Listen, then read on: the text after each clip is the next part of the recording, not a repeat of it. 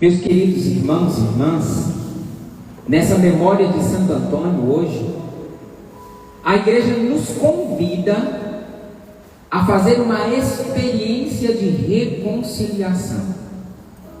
A primeira leitura vai preparar o caminho, e a gente precisa entender o que está acontecendo aqui, nesse último dia, depois de 3 anos e meio sem chover aqui nessa região.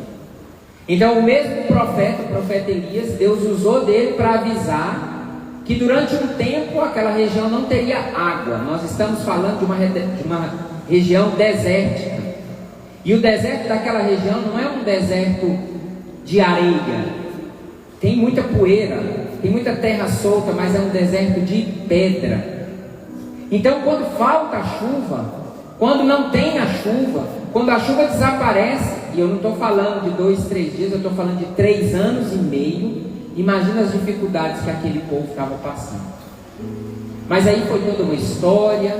Durante a semana a gente viu a batalha entre os 450 falsos profetas com o único profeta verdadeiro, e agora a primeira leitura está nos mostrando Elias que está junto com o rei, e Elias, depois de 3 anos e meio sem chover, ainda não estava chovendo, mas o profeta, o homem de Deus, diz assim, falando para Acabe: sobe, come e bebe, porque já ouço o ruído de muita chuva. Hoje aqui a gente está escutando esse ruído, que eu não sei de onde que está vindo, essa falação desenfreada. Vocês estão escutando?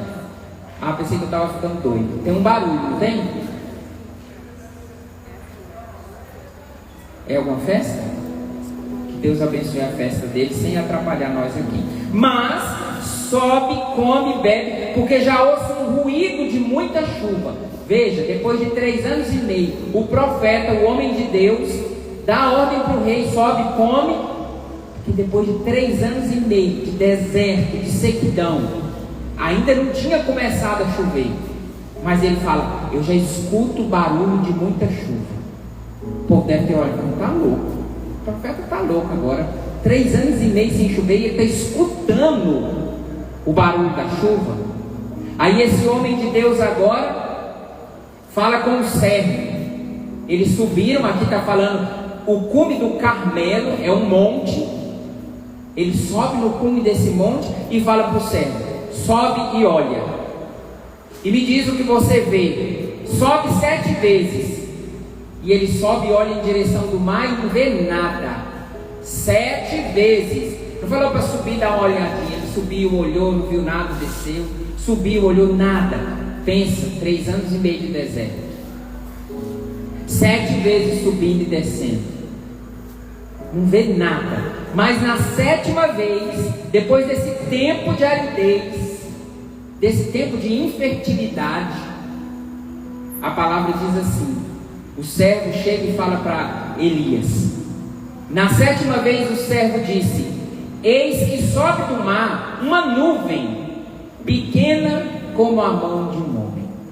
Gente, pensa comigo. Depois de 3 anos e meio sem chover, depois de 7 vezes subindo e descendo, na 7ª vez aparece uma nuvem do tamanho da mão de um homem. Para quem passou 3 anos e 6 meses sem chuva, o que é uma nuvenzinha vindo do mar? Para mim e para você, que temos um olhar apenas humano, aí você, isso é nada. Para o profeta que tem uma visão espiritual, preste atenção, porque nós, com a nossa visão humana, desprezamos os sinais que Deus nos dá, porque não temos visão espiritual. Eu não falei visão fanática, desequilibrada, louca e maluca, que tem gente que passa em todo lugar, viu uma sombra passando, já fazendo um sinal de Deus. Não, isso aí é desequilíbrio, é desorientamento. A igreja não prega isso. Em todo lugar que eu passo eu vejo um sinal. Não, para com isso, vai rezar, vai se converter, vai confessar, vai comungar. Para com isso. Não tem aquele desenho de antigamente, Caçadores de Fantasmas? Tem gente que fica caçando sinais, né? A igreja não está falando disso, não. Olha o que o profeta faz. Aquele homem falou: uma nuvenzinha do tamanho da mão de um homem. Imagina o que é uma nuvem do tamanho da mão de homem sobre o mar. Gente, é quase nada, é um pontinho na visão humana. Mas para esse homem, para esse profeta, a resposta de Elias é assim: já entendi, é agora. E ele vai dizer a Acabe que prepare o carro e desça, para que a chuva não o detenha. Aquela nuvenzinha do tamanho da mão de um homem, Elias já entendeu, o pau vai quebrar, vai descer um toró de chuva. E a própria palavra fala, né? Águas torrenciais. Humanamente era só uma nuvenzinha, mas espiritualmente. E aí a leitura termina dizendo assim: a mão do Senhor esteve sobre Elias. Olha o detalhe, o sinal era uma nuvem do tamanho da mão de um homem. E termina a leitura dizendo dessa unção, dessa graça de Deus que estava com Elias, dizendo: a mão do Senhor estava com Elias. Para dizer que esse homem tinha uma conexão com esse mundo espiritual, que ele tinha uma conexão com essa graça de Deus que estava sendo derramada ali, que para aquele povo é como chuva. E se você pegar o salmo todo, o salmo está descrevendo os benefícios que a chuva. Claro que se eu for falar dos benefícios da chuva lá no Rio Grande do Sul, o povo vai me matar, né? Porque lá eles estão passando a dificuldade. Mas lembra que nós estamos falando do deserto. Depois de. Imagina a nossa alegria se aqui ficasse sem chover 3 anos e meio e começasse a cair as primeiras gotas. Imagina, a gente ia fazer festa. Imagina, eles estão num deserto. E aí o salmo traz toda a descrição do que a chuva vem trazer. Aí é bonito que ele fala assim: visitais a nossa terra com as chuvas. Olha, ele está bem dizendo a chuva como uma visita.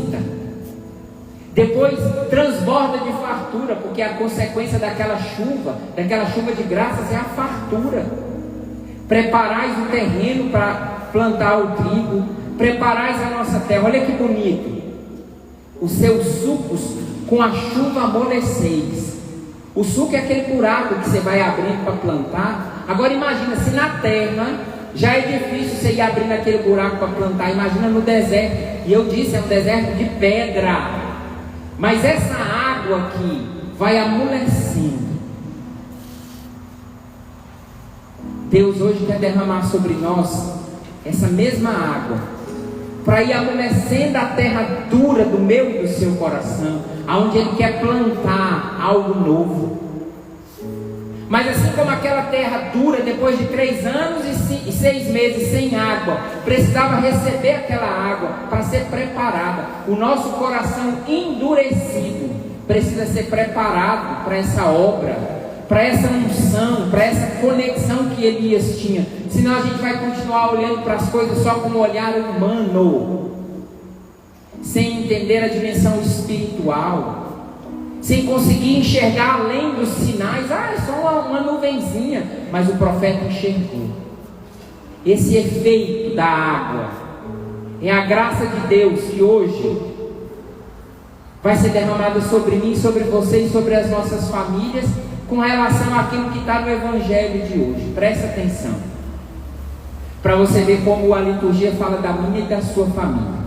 A liturgia de hoje fala assim: portanto, quando estiveres levando a tua oferta ao altar, isso acontece num culto religioso, isso acontece no momento de oração. Daqui a pouco no ofertório as pessoas vão se aproximar para fazer sua oferta. Lá naquele tempo eles ofertavam alimentos, ofertavam animais, era uma outra realidade. Mas a palavra diz assim: portanto, quando estiveres levando tua oferta para o altar, escuta, e ali te lembrares que teu irmão tem alguma coisa contra ti. Primeira tentação que eu preciso desmontar, não é quando eu estou indo entregar minha oferta e eu lembro que eu tenho alguma coisa contra alguém. Não. A palavra está dizendo quando você lembrar das pessoas que têm algo contra você. Ou seja, as pessoas que têm algo contra mim, porque eu fiz errado, porque eu fui omisso, porque porque eu pisei na bola. Olha o rito penitencial de reconhecer minha culpa, minha tão grande culpa. Que a gente é ótimo para reconhecer aqueles que têm culpa. E de forma rancorosa a gente entrega a nossa oferta lembrando daqueles miseráveis infelizes que estão me devendo e que se eu pudesse... A liturgia não está falando de um rito que vai adular o seu ressentimento, a sua raiva, o seu desejo de vingança. A liturgia está nos convidando a aproximar do altar, lembrando daqueles que têm algo contra nós. Gente, isso aqui é um exercício duro de se fazer. É fácil a gente lembrar de quem a gente tem algo contra, porque é raro, mas e quando eu preciso lembrar das pessoas que estão magoadas por minha causa? E a maioria dessas pessoas estão dentro das nossas casas, nas nossas famílias. Pode ser que você vai lembrar de alguém do seu trabalho, do seu grupo de amigos, mas as pessoas que têm algo contra nós, porque a gente pisou na bola, porque a gente decepcionou, dormem conosco no mesmo quarto, comem na mesma mesa, estão dentro da mesma casa, participam do mesmo grupo do WhatsApp. A palavra continua: e ali te lembrares que teu irmão tem alguma coisa contra ti, olha o recado, deixa a tua oferta ali diante do altar e vai primeiro reconciliar-te com teu irmão. Presta atenção, se você não ouviu a palavra, o padre vai repetir: deixa ali tua oferta e vai primeiro reconciliar com quem? É importante a gente perceber isso. Aqui é irmão de sangue, mas é irmão também do seu marido, é irmão também da sua esposa, o irmão do seu pai, aqui esse irmão de fé. Se eu me lembro ali daquela pessoa que tem algo contra mim, que parou de falar comigo, que brigou comigo, a palavra diz: deixa aqui tua oferta e vai reconciliar primeiro com teu irmão. Mas a palavra não para aí, ela vai repetir mais uma vez, presta atenção: só então vai apresentar a tua oferta. Versículo 25, agora aperta mais: procura reconciliar-te com teu... Não, agora a palavra não fala com teu irmão. No versículo 25 a palavra diz assim: procura reconciliar-te com teu adversário. A palavra de Deus não está brincando. Cresceu o nível de maldade, de distância. Aquele terreno endureceu. Aquele terreno ficou duro, igual aquele que o padre falou da primeira leitura. Agora a reconciliação com o irmão: procura reconciliar-te com teu adversário enquanto caminha contigo. E aí vai começar a descrever todo um processo. Se não o teu adversário, gente, deixou de ser irmão, virou adversário. Onde é que isso acontece? Eu não estou falando de adversário por causa do futebol, por causa da política. Não. Eu estou falando daquela pessoa que era meu irmão e que virou meu adversário.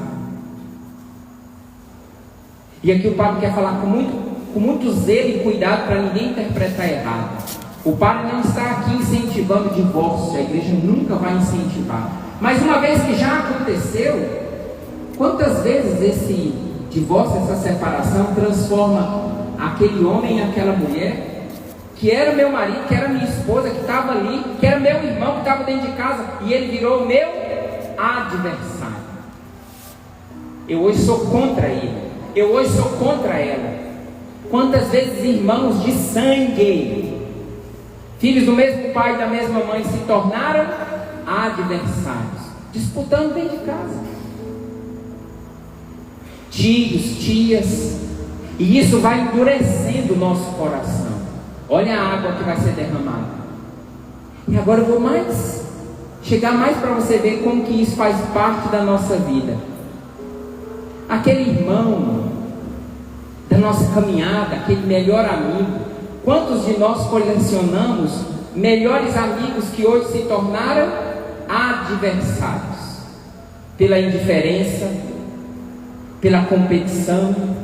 Vocês estão entendendo o que o padre vai falar? Está falando? Vou descer mais no nível do dia a dia.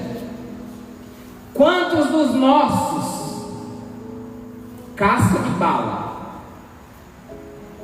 Já ouviu essa música que fala do casco de bala? Ele, casca de bala, ele. Já ouviu? Quantos melhores amigos se tornaram os nossos maiores inimigos? Quantos daqueles que nós chamamos meu amor se tornou hoje a pessoa que eu não suporto encontrar? Desculpa falar assim, mas é verdade. Fizeram filho junto, entraram na igreja junto e hoje não passam na mesma porta. Quantos dos nossos melhores amigos se tornaram os nossos adversários? Dentro da mesma família, dentro do mesmo grupo do WhatsApp. E o que a liturgia está nos convidando hoje? A nos reconciliar. Assim como aquela mão foi um sinal da chuva, assim como aquela mão de um homem foi um pequeno sinal, Deus está te dando um sinal hoje, pequeno, da obra de reconciliação que Ele quer fazer na sua história. Veja, Deus está estendendo a mão dele hoje sobre mim e sobre você, mandando esse Espírito Santo que amolece o nosso coração. Eu tenho certeza que enquanto o Padre fala, você está lembrando de pessoas que você disse assim: esse eu não perdoo, esse nunca mais na minha vida. E eu vou dizer uma coisa para você, baseado no que está aqui. Se essa reconciliação não acontecer, meu irmão, no dia do juízo, a palavra está dizendo aqui, as partes de um processo, mas no dia do juízo, a fila dessas pessoas com quem eu não me reconciliei, vão estar o juiz ali, e a fila dessas pessoas eu vou ter que passar uma por uma e olhar para aquelas com quem eu não me reconciliei. E essa fila já vai me mostrar os sinais de qual sentença que o justo juiz vai me dar. Por isso, enquanto caminha nessa vida, procura reconciliar. Agora, por que a gente não consegue se reconciliar com os outros? Por causa da dureza do nosso coração. Lembra do Salmo? Que foi louvando aquela água que amolece a terra para se plantar e ter fartura. Nós fomos endurecendo nosso coração, comungando, trazendo a oferta, participando das missas de quinta-feira, mas o nosso coração se endureceu. E num coração duro a água de Deus é derramada, porque Ele derrama sobre todos, mas aquela água escorre e não entra. Só que hoje Deus quer derramar uma água, a água do Espírito Santo. Deus quer estender a mão sobre mim e sobre você, para derramar essa água que vai abrindo esses sulcos no nosso coração, que vai abrindo esses buracos para uma semente boa ser semeada. Deus quer tocar naquelas feridas do meu e do seu coração, para poder diminuir o tamanho daquela fila. A graça de Deus hoje quer nos colocar em comunhão com essa unção, para que a fila daqueles adversários, que antes eram nossos amigos, nossos irmãos, era o seu marido, era a sua esposa, era o seu melhor amigo, para que essa fila vá diminuindo, que no final seja só você e o justo juiz, e que essa palavra não se cumpra. Porque se a gente não se reconciliar, a palavra diz assim: senão o teu adversário, não é mais um irmão, senão o teu adversário te entregará ao juiz, o juiz te entregará ao oficial de justiça, e tu serás jogado na prisão. Em verdade te digo, dali não sairás, enquanto não pagares o último centavo. Enquanto o mundo exalta eu e casca de bala, a liturgia te convida a recuperar aqueles que deixaram de ser seu melhor amigo, melhor amiga, aqueles que têm algo contra você, que eu tenho certeza que o Espírito Santo foi te lembrando. Deve ter gente falando assim: para que eu vim nessa missa? Estava chovendo, devia ter ficado em casa. Não. Deus quis trazer você aqui para amolecer seu coração. Queria convidar você para ficar de pé. Eu queria convidar você a fazer essa experiência, a experiência do profeta Elias. Bastou uma pequena nuvem do tamanho da mão de um homem para que ele entendesse o sinal.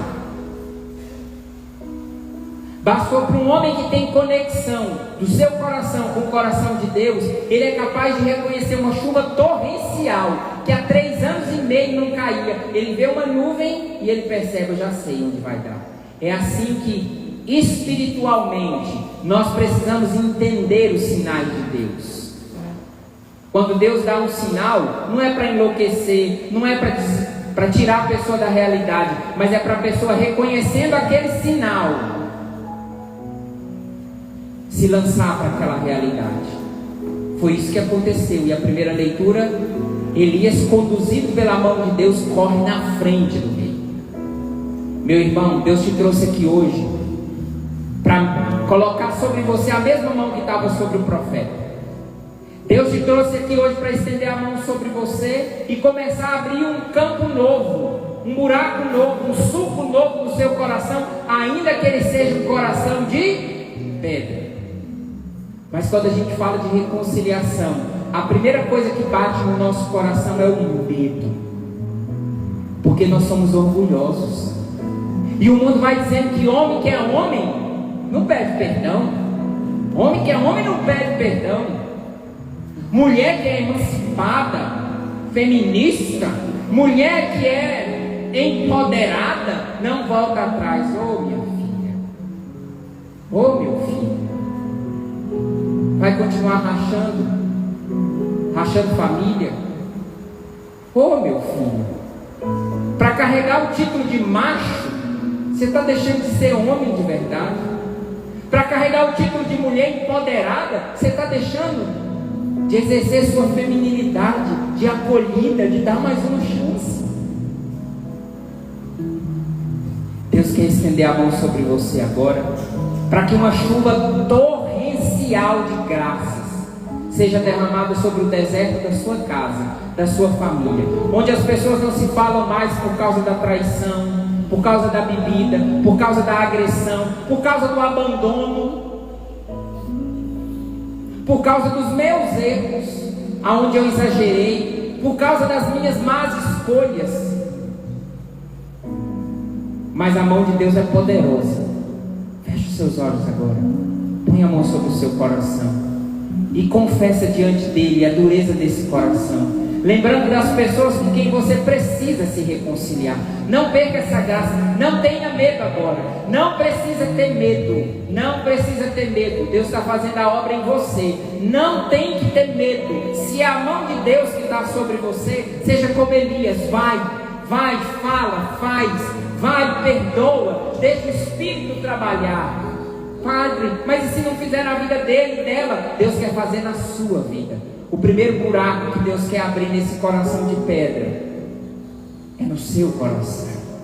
Feche os seus olhos e escuta essa oração cantada agora.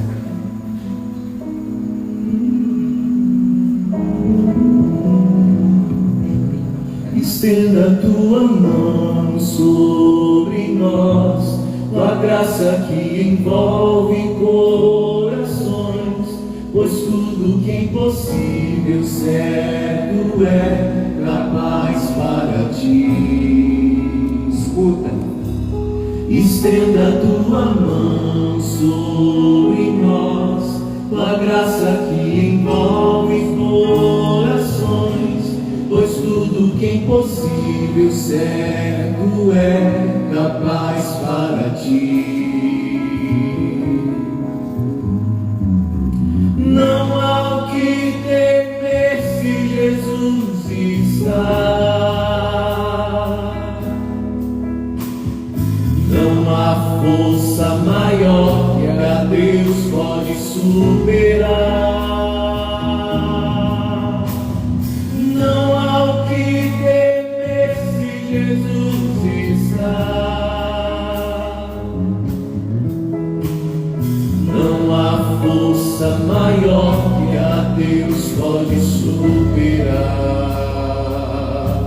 Estenda a tua mão sobre nós, tua graça graça que envolve corações, pois tudo que impossível certo é capaz para ti. Estenda a tua mão sobre nós. Estenda a tua mão sobre Tua graça que envolve tua corações. graça que envolve corações, Pois tudo que é pois impossível tudo que impossível certo é capaz para ti. certo é capaz para ti. Não há o que temer se Jesus está. Não há o que temer se Jesus está. Não há força maior que a Deus pode esperar. Não há força maior que a Deus pode superar. Não há o que temer se Jesus está. Não há força maior que a Deus pode superar. Presta atenção. Eu vou contar essa história para te ajudar a rezar. Vou contar essa história que aconteceu com a minha família para te ajudar a rezar, para que você não espere chegar nesse ponto. A mãe da minha mãe, a minha avó, faleceu há muito tempo. E a minha avó não falava com o meu pai. A sogra era brigada com o genro. Quase nunca acontece nas famílias, né? Eles tinham lá os problemas deles. Minha mãe, minha avó, teve câncer.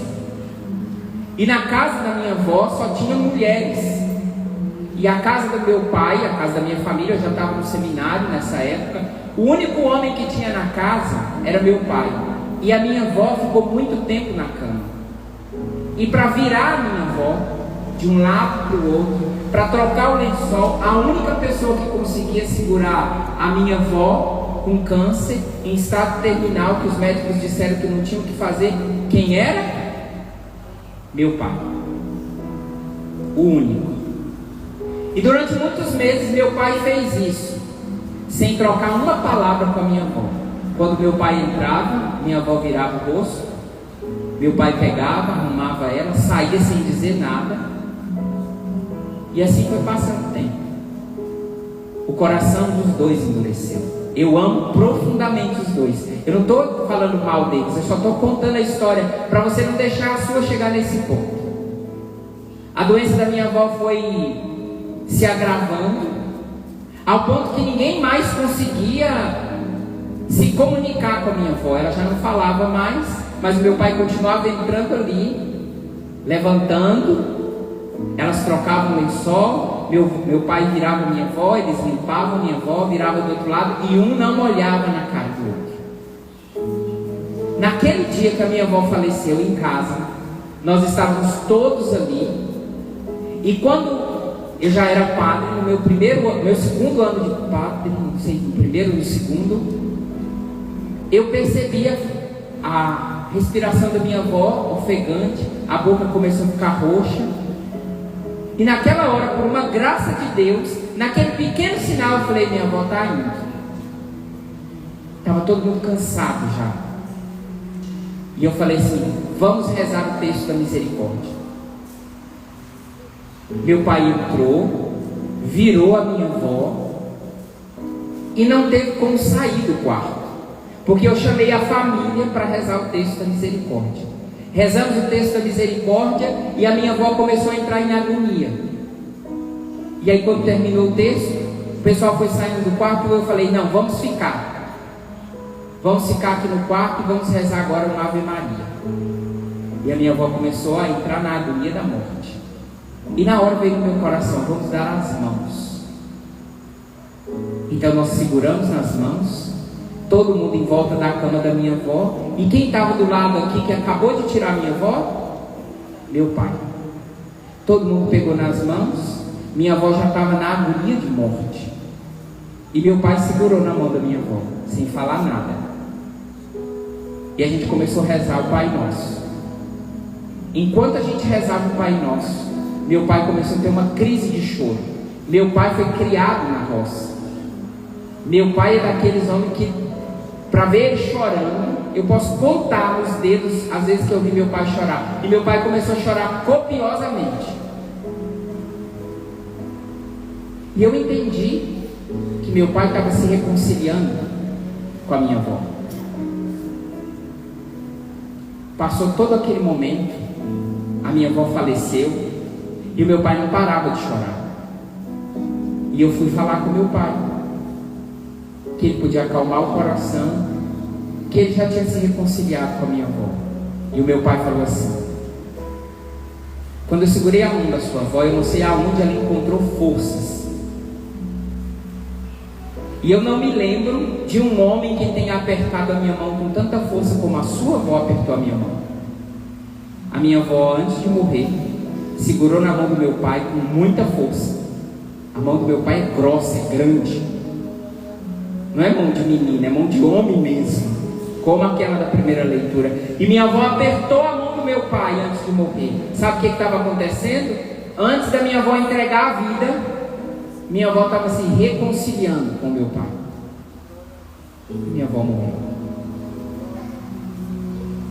Você vai esperar também chegar no leito de morte para se reconciliar? Para dar um aperto? Veja, ele só estendeu a mão e apertou a mão. Não foi palavra nenhuma, não teve discurso, não teve palavras, não teve nada. Foi um aperto de mão. Será que não tem uma situação na sua casa, um casamento, um relacionamento, uma amizade que pode ser resgatada por um aperto de mão? Talvez nem seja bom falar nada, porque a gente é ótimo para estragar com as palavras, mas com um gesto, com um sinal. Feche os seus olhos agora e lembra de quem você precisa apertar a mão, de quem você virou a cara e que virou a cara para você, e que a liturgia hoje está te convidando a ficar mais leve, a dar o perdão e a reconciliação, a pedir esse perdão. Mas deixa que agora, não a mão do meu pai, nem a mão da minha avó, foi só uma história, mas que a mão do Senhor esteja sobre você, como esteve sobre Elias durante todo aquele percurso, e deixa ele abrir o espaço no seu coração. Você, homem ferido, machucado, você que foi humilhado, e você que não tem coragem de se reconciliar, porque isso mexe com você, mexe com a sua identidade. Você, mulher que foi traída, machucada, abandonada, e que adquiriu essa fortaleza e essa dor do coração, endurecendo o coração, deixa agora nessa reconciliação, e vai com as suas palavras renunciando ao medo. Diga comigo: eu renuncio a todo medo que endureceu meu coração. Eu renuncio a toda palavra orgulhosa. Eu renuncio a toda dureza de coração. E com a graça de Deus, eu quero perdoar. E eu quero ser perdoado. Então agora põe a mão sobre o seu coração. Escuta mais uma vez. Presta atenção na letra dessa música. É litúrgico o que vai acontecendo. A mão de Deus vai se estendendo para abençoar, e uma chuva torrencial de graças vai caindo sobre esse coração endurecido, e vai abrindo esses caminhos para que uma obra nova aconteça. Você que foi maltratada, você que foi maltratado, desrespeitado, você que foi ferido dentro de casa, você que foi ferido pelo seu melhor amigo, você que foi traído, traída pelas pessoas que você acreditava que estariam do seu lado para sempre. Mãe, você que foi traída e machucada pelo filho. Filho, você que foi traído e machucado pelo seu pai e pela sua mãe. Agora não é hora de julgamento, agora é hora de dar perdão e pedir perdão.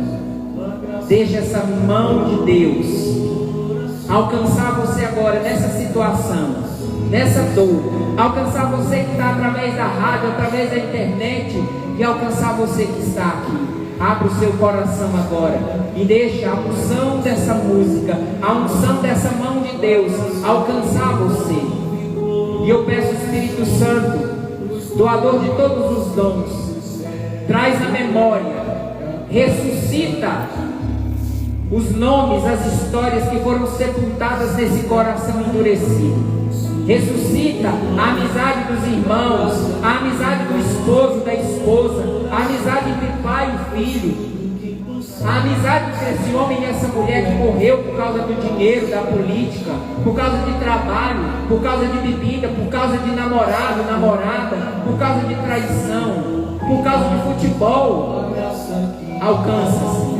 Envolve os nossos corações agora, e que nenhum coração petrificado pelo orgulho, pelo ódio, pela raiva, permaneça dura. Envolva, Senhor, com a tua graça o nosso coração.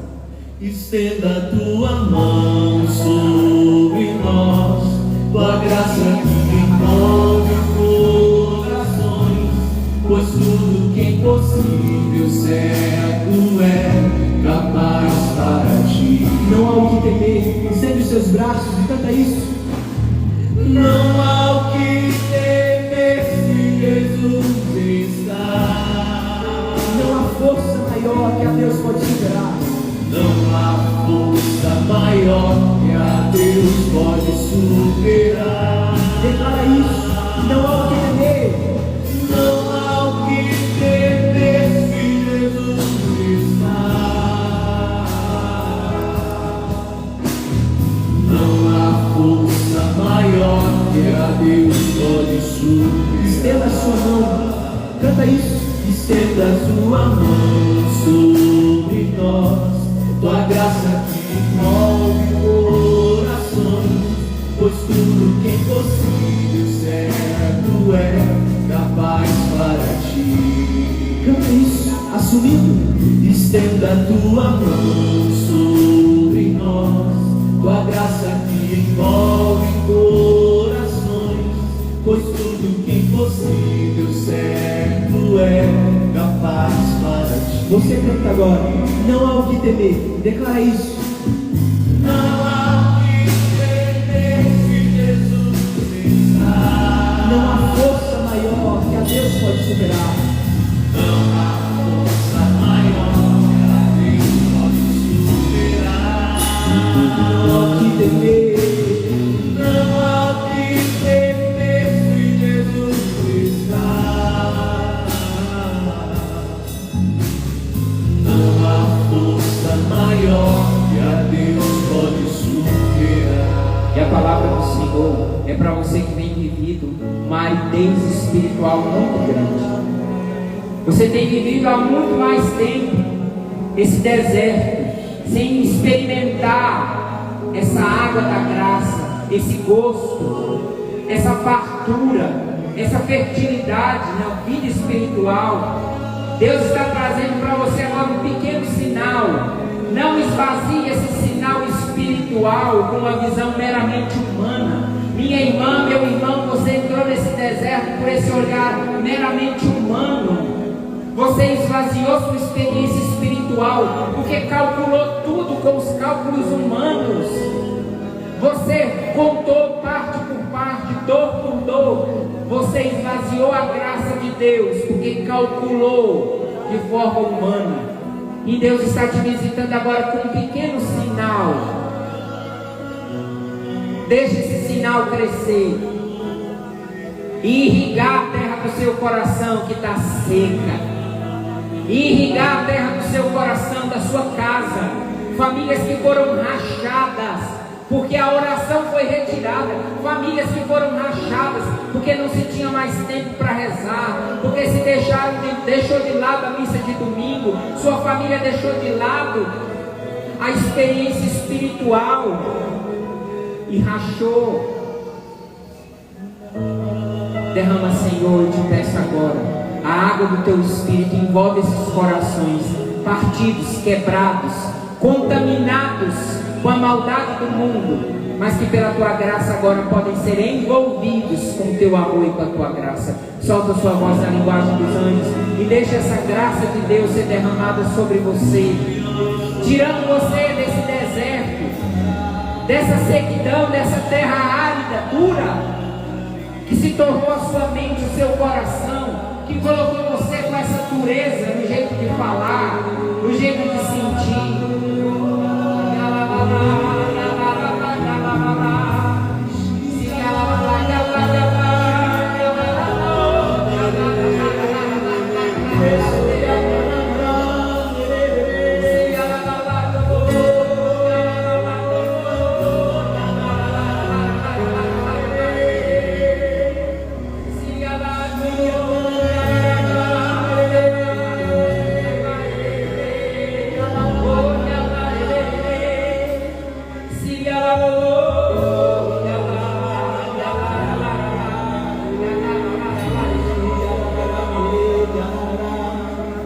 eu quero proclamar essa palavra sobre a sua vida e a sua família. É o último versículo desse salmo que diz assim: brotam pastos no deserto, as colinas se enfeitam de alegria. Brotam pastos no deserto, as colinas se enfeitam de alegria. O sinal da chuva é só um pequeno sinal.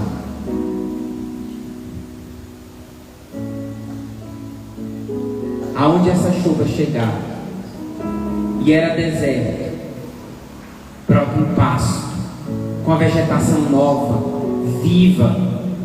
As colinas se enfeitam com a vegetação. Aonde era um deserto infértil, seco, uma terra árida, que a graça de Deus chegue. Aonde as traições, as dores, os erros humanos foram tirando o vício, foram tirando a força, foram tirando o brilho da sua vida e da sua família. Que a graça de Deus chegue agora, dando um novo vigor. Diga comigo, amém, Senhor. Amém. Diga para mim e para minha família. Para mim, para minha família. Que esta chuva de graças alcance o nosso coração. Diga comigo, estende, Senhor, sobre mim e sobre a minha família, sobre os nossos corações, a tua mão poderosa. Agora, antes de ir para o ofertório mais uma vez, eu quero convidar você a erguer os seus braços. Nós vamos cantar essa música agora, para que de uma forma nova você possa experimentar. Você que está sendo retirado dessa aridez espiritual, você que estava na beira do precipício, para cair numa vida sem Deus, para cair numa vida esvaziada da graça, Deus está te visitando agora, para você recuperar a alegria. Não exija, não espera grandes sinais. Tem uma visão espiritual dessa pequena nuvem, desse pequeno sinal. Solta a sua voz agora e canta com força, e deixa o Espírito Santo nos conduzir.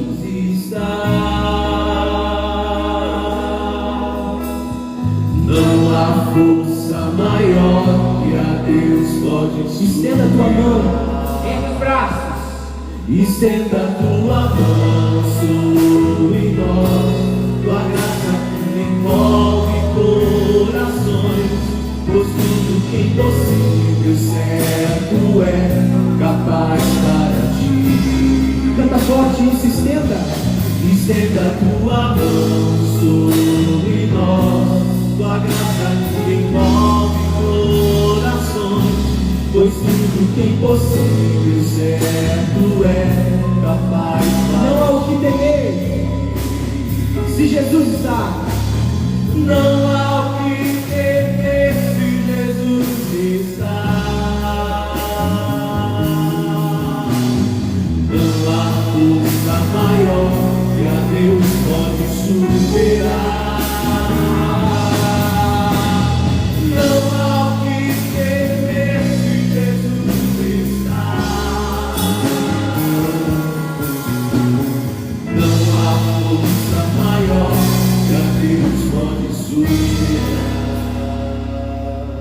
Falaram para mim assim, padre, hoje não vai vir ninguém. Vai vir pouquinha gente. Naquela hora do meu coração, eu disse, Senhor, se aquela pequena nuvem da mão de um homem foi sinal para a igreja, que a celebração de hoje seja um sinal para uma pessoa. Eu não preciso de uma multidão, mas eu preciso anunciar a palavra para que uma pessoa experimente. Basta que uma pessoa experimente essa graça, e eu vou poder dormir tranquilo, botar minha cabeça no travesseiro e dizer, eu fiz o que o Senhor me mandou fazer. Tomara que tenha sido por você. Tomara que tenha sido por você, para que Deus possa tirar o seu coração dessa dureza. Você que era um ex duro de coração, porque a obra de Deus já começou.